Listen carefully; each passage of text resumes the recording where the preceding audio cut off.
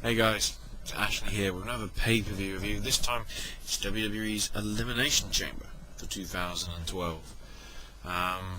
What did happen, what didn't happen? Well, let's start with a WWE title match. Yes, WWE title match actually began the show. This is CM Punk defending against Jericho, Miz, Ziggler, R-Truth, and Kofi Kingston. Interesting pick to start off though. We actually had Punk and Kingston, and they did pretty good for the first 5 minutes, back and forth kind of stuff. First chamber opened and Dolph Ziggler made his way out. Good little spots with both Ziggler and Kingston. Then there was a really nice bit where Ziggler was going to get clotheslined by both Punk and Kofi, jumping from respective turnbuckles and the ring apron, but he managed to get out of the way and they slammed into each other, and nice little spot there, I will say. Then next to come out was R-Truth, and Truth did a few of his spots, but then got hit with a superplex by Punk, but Truth managed to kick out. Kofi then missed a Trouble in Paradise on Punk, and Punk then decided to throw him out over the ropes to the steel floor. Then Punk did a scoop slam on Truth, and then hit the Macho Man tribute elbow, and R-Truth was pinned and eliminated from a Macho Man elbow, which is kind of cool, but also kind of surprising given that R-Truth lasted less than the 5 minutes. Then there was a really nice bit with Kofi going from a pinfall attempt on Punk to springboarding himself from the ring ropes to the wall of the chamber, and then hit a flying tornado DDT on Ziggler, who was on the outside. And from the way it happened, Kingston took a heck of a bump as well, so really nice spot there from Kingston. After this happened, Miz pod opened, so he was, number 5 in the match.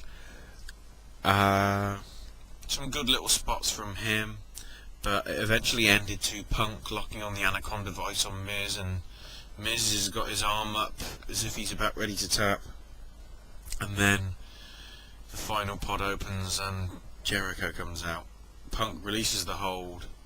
There's a stare down for a bit between Jericho and Punk, and then all hell breaks loose. Really going for each other. Then there was a really nice bit with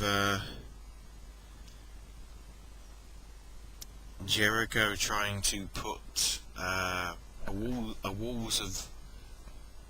Punk trying to put a Walls of Jericho on Jericho. Walls of Punk, I don't know what you want to call it. But that was a nice little bit. Then Jericho later on gets the Lion Salt, but Punk kicks out of it. Ziggler then rolls up Jericho, but Jericho kicks out of that. And pretty much immediately after coming out the roll-up, hits the co-breaker on Ziggler. 3 count, and Ziggler's eliminated. Then we have some good back and forth stuff really between all 4 guys, but it then comes to a bit with Kofi doing a pretty sick jump off the top of the chamber pods onto Punk and Miz below. Kofi covers Miz, but Miz gets his shoulder up, and then Jericho comes in and then does the Lion Tamer on Kofi, because it wasn't just any Walls of Jericho, it was the knee right on the neck, building the pressure. Kofi had to tap. After this, basically, Jericho wasn't finished, and evolved it into the Walls of Jericho, Boston Crab, whatever you want to call it. Then Jericho threw him out to the steel grating, and then threw him out the chamber. And as the referees are trying to close the door, Punk gets Jericho with a nice sweet kick.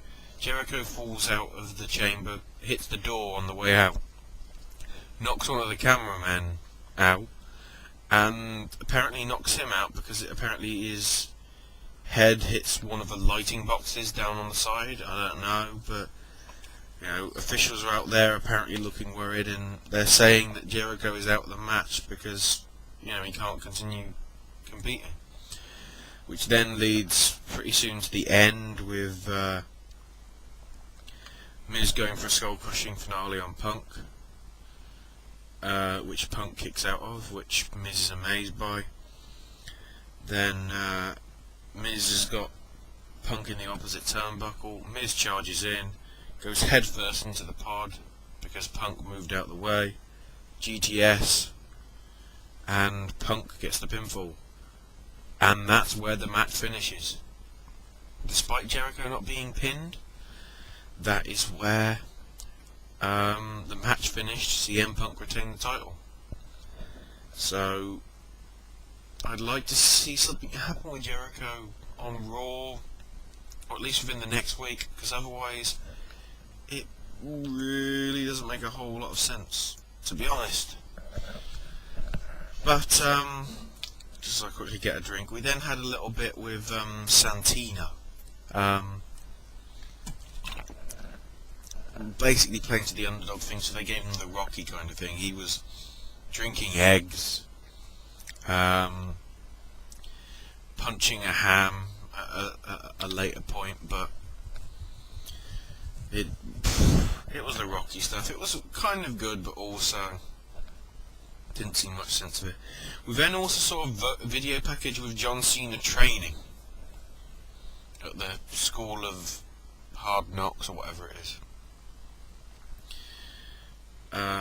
To be honest, it's a bit that we did need, because I know John Cena versus The Rock is happening. You don't have to keep telling me. Okay? I get it. It's a big thing. We've had this for the last 300 and something days. We've got another 42 to wait. Ugh. Can we just have it tomorrow, please? It'll be a good match, but I'm just sick of the build going on. No. Anyway, we had the Divas match with Beth Phoenix taking on Tamina. Really good women's match. Divas match, whatever you want to call it. Very good. Some good spots with them. Beth kind of disrespecting Tamina and basically, you know, knocking on the head and saying, is there anybody in there or whatever. Tamina slapping also the hell out of Beth when Beth told her, get out of my ring. You're not supposed to be in here. But eventually ended with Tamina going for the Superfly Splash, but Beth kicks out. Then Beth soon after hits her, locks in the arms, gets the Glam Slam on Tamina. And didn't really try the pinfall, because she got the leg up on the 1, then just let it go as if she was like cool, and then slightly lifted the leg at 3, and it's like, okay, that's it. But, you know, kind of was a weird finish, but it was still a very good match, I will say. One of the best matches that WWE's had in women's stuff for a fair few months, from what I can remember. I've got a memory, but it's not hugely vivid on women's matches, which is a good thing and a bad thing, I don't know. But anyway, then we have a segment with Chris Jericho being checked on after his match, and Matthews is there saying, oh, we'll get news for him later on tonight, which turns out to be WWE.com exclusive, not actually on the pay-per-view. And on it, they don't even address, I never lost the match. It was that short, so that was another waste of my time. Speaking of waste of time, then we had Laurinaitis and Otunga coming out because of Laurinaitis' huge announcement. and he says that Teddy Long should be reviewed as SmackDown GM like he was as Raw. And just as he's about to make his announcement, Del Rio comes out and says, Teddy Long's corrupt and thinks that Laurinaitis should be GMs of both Raw and SmackDown. Then Mark Henry comes out and says that Teddy physically assaulted him a few weeks back, which I don't remember, and says that he was wrongly suspended, but it also says that Laurinaitis should be on charge of both brands. Then Christian comes out, and Christian says, he was injured and Teddy forced him to compete, so he doesn't feel that's a safe environment, and that Laurinaitis should be GM of both brands. Laurinaitis, I guess, shakes hands with both of them because they're his endorsers or something. And then Otunga gets a picture, which is around on the internet because they actually tweeted it out on Laurinaitis' Twitter, of Otunga holding the camera and Laurinaitis and everybody else with him back, and Laurinaitis doing the cheesy kind of Popeye grin or whatever, which was awesome. Kind of, but it was a nice little bit because it was just basically Laurinaitis going like, "I'm a kid's ass." But anyway, next we had your World Heavyweight title match in the Chamber. Yes, it's match 3, and we've had our second and final Chamber match. It's Daniel Bryan taking on Wade Barrett, Big Show, Cody Rhodes, the Great Khali, and as you saw on SmackDown last week, Santino Marella taking the wildcard spot. Started off with Barrett and Show. Good back and forth action here. Then Cody Rhodes came in, and it really became a case of Cody and Barrett working together to try and work down Big Show. Then Santino came in and did a bit with Barrett, and then basically got chopped like crazy by Big Show.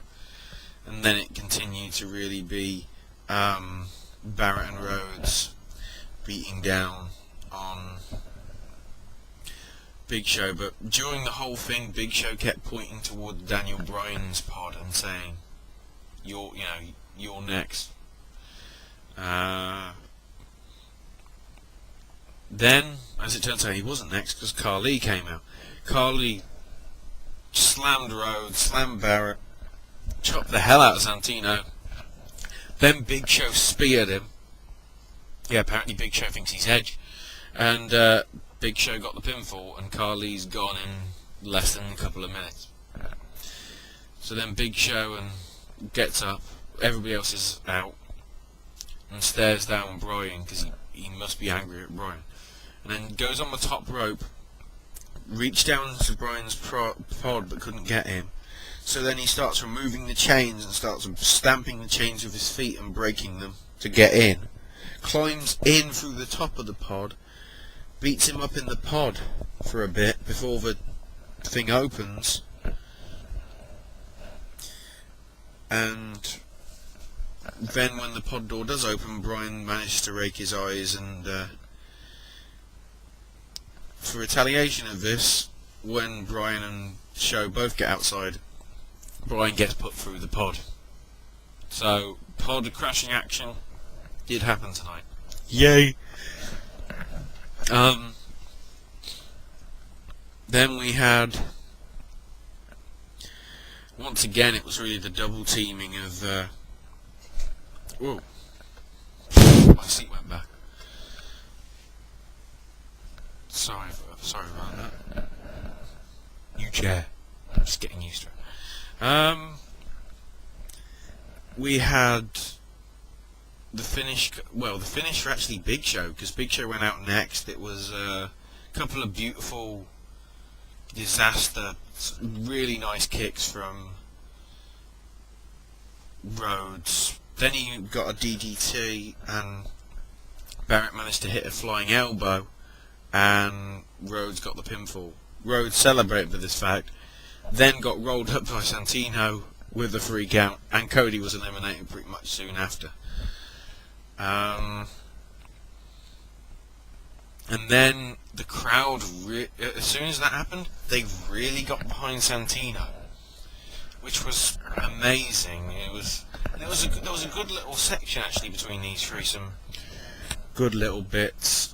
Barrett was choking Bryan on the chamber pod door,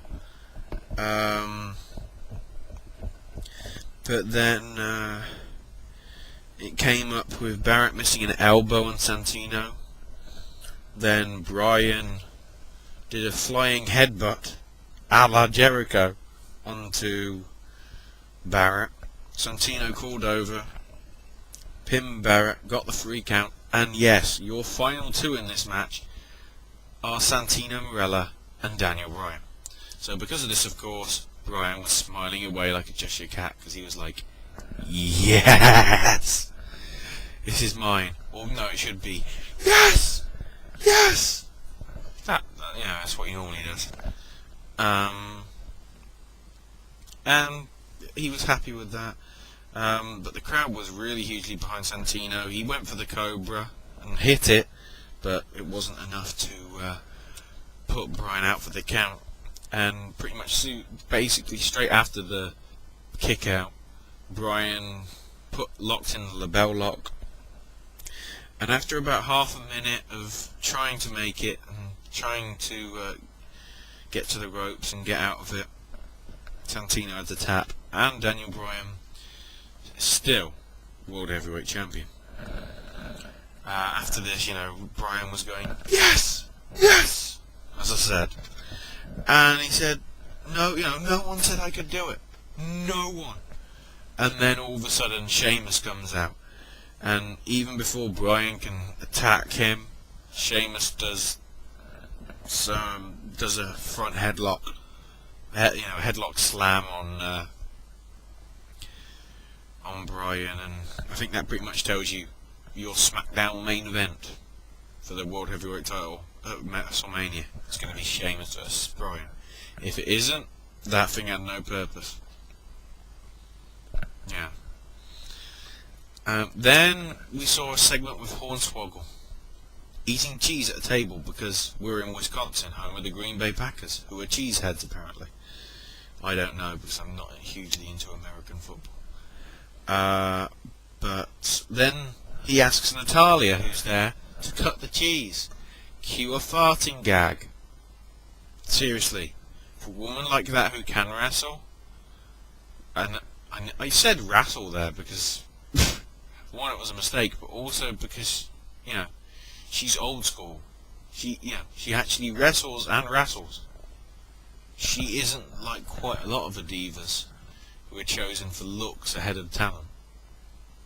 Hate to say it, but, some of those girls aren't brilliant in the ring, or certainly not as good as Karma is, or Beth, or Natalya, or even for that matter Tamina.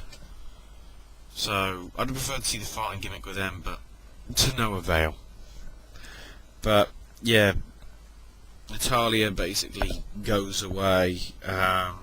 Then all of a sudden, from nowhere, Justin Gabriel, Vicky Guerrero, and Jack Swagger turn up and say, "Why are you eating cheese, you cheesehead?"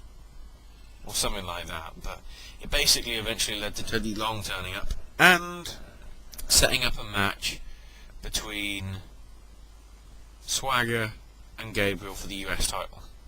Yeah, an impromptu match.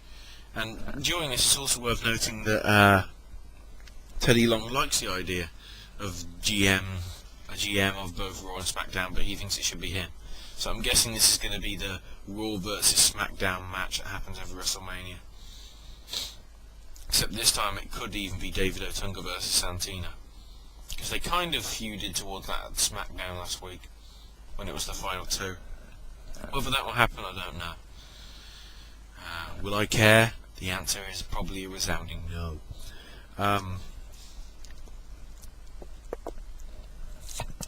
But anyway, it's Swagger Gabriel match. Only lasted for a few minutes. Gabriel did some of his bits. Swagger was in dominance for most of it. Managed to swing Gabriel's leg into the ring post, which then saw Gabriel limping, and Swagger put the ankle lock on. Gabriel taps.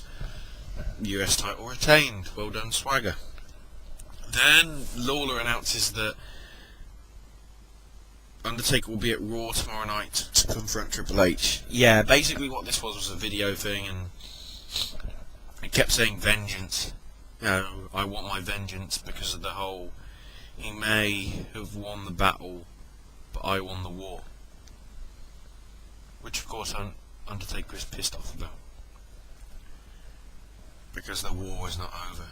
And he basically mentions that you know, every story must have an ending. So does that mean after this WrestleMania he's retiring? We'll have to wait and see. But yeah, that was pretty good. Then we came to the main event.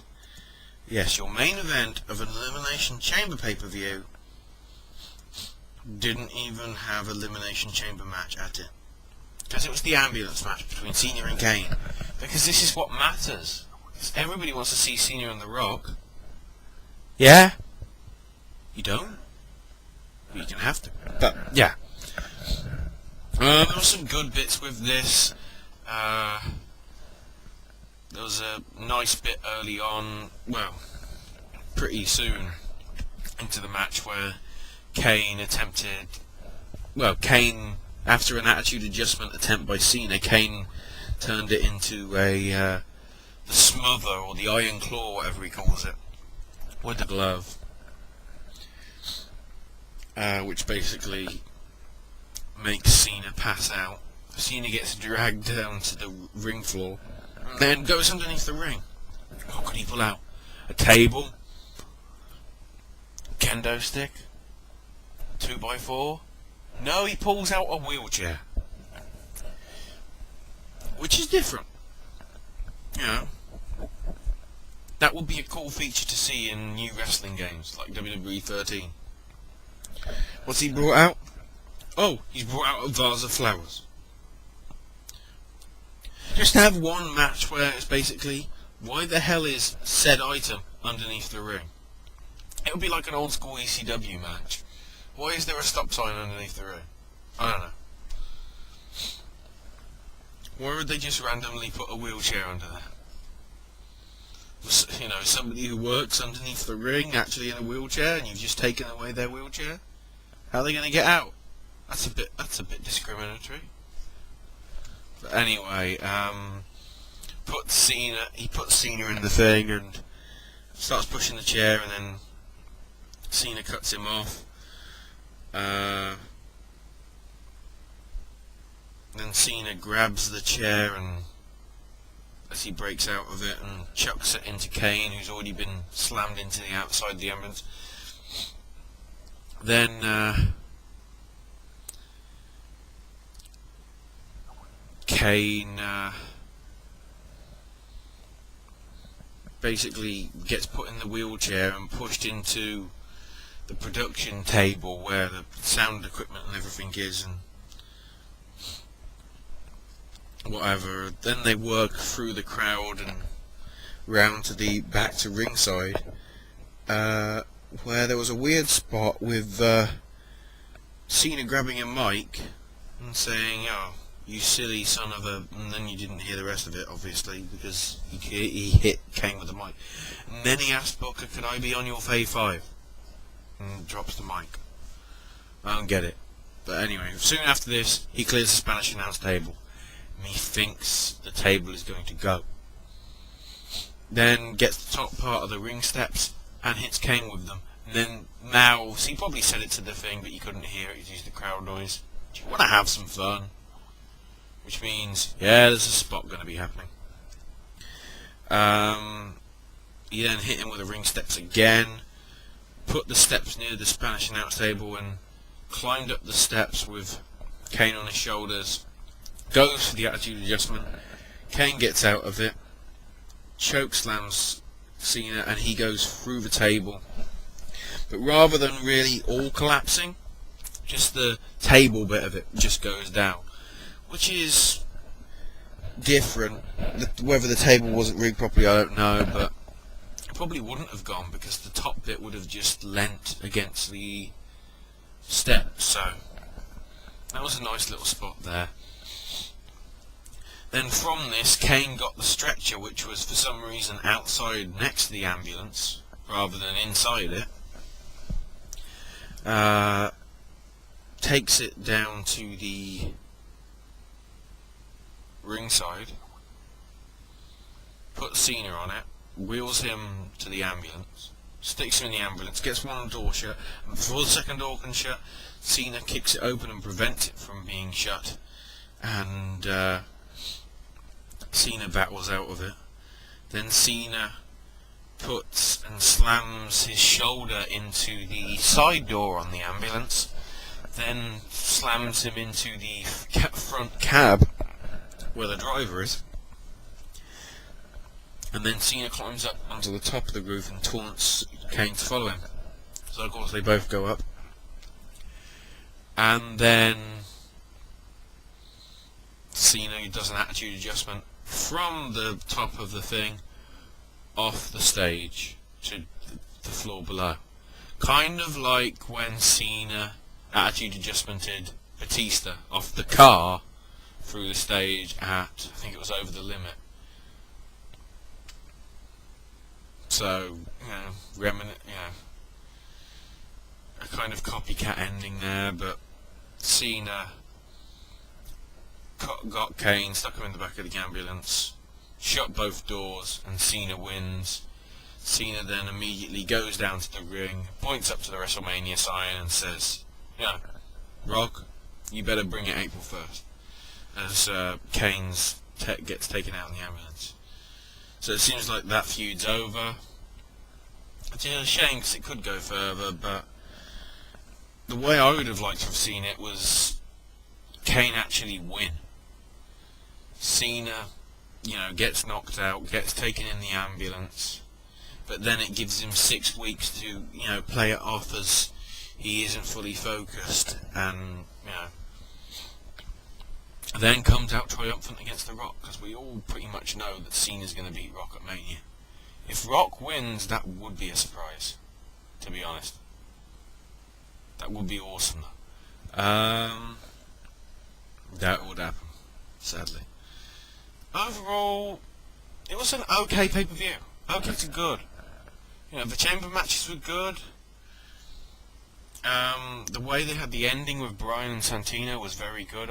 I like the way, because Bryan he kind of gets an easy win because it wasn't that hard of a match for him.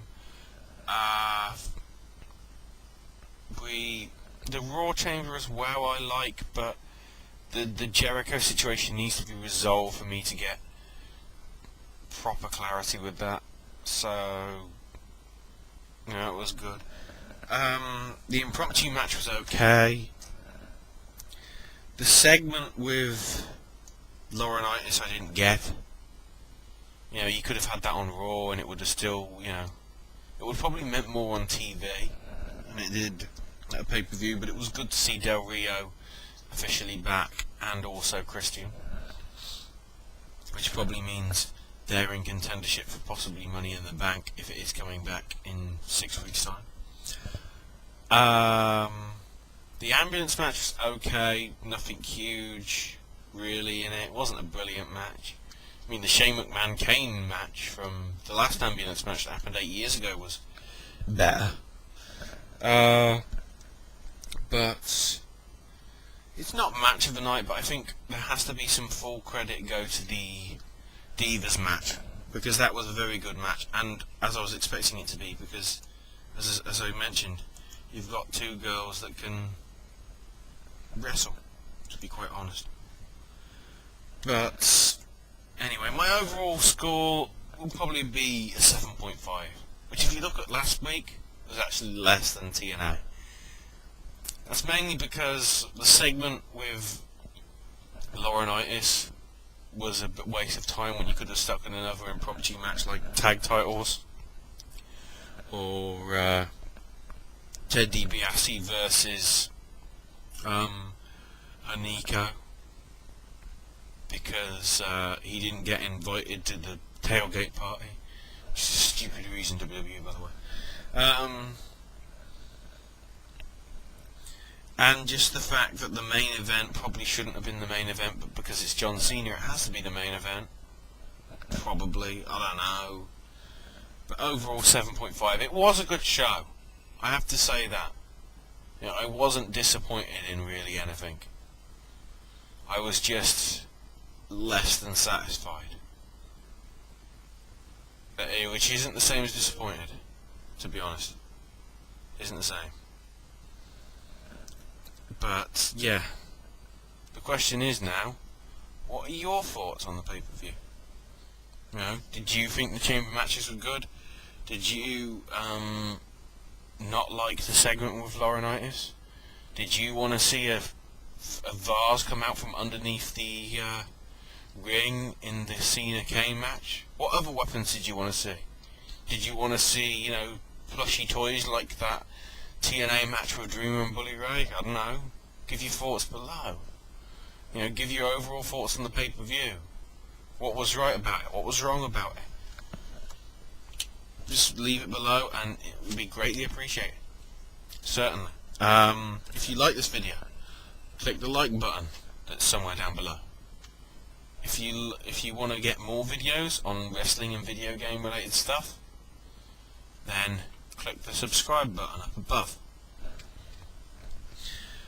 And with that, the next pay-per-views are TNA's Victory Road, which is in mid-March, and then the next WWE pay-per-view is a little pay-per-view called WrestleMania. You might have heard of it.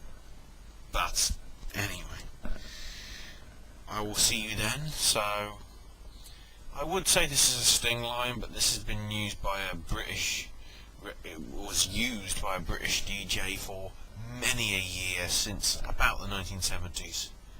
TTFN. Ta-ta! For now.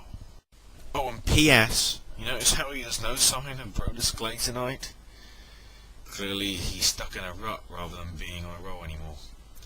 Clearly when he's been rolling down that hill, he's now got embedded on a tree trunk or something, or a cow that was sitting down minding its own business. Going, why did you roll into me, bastard?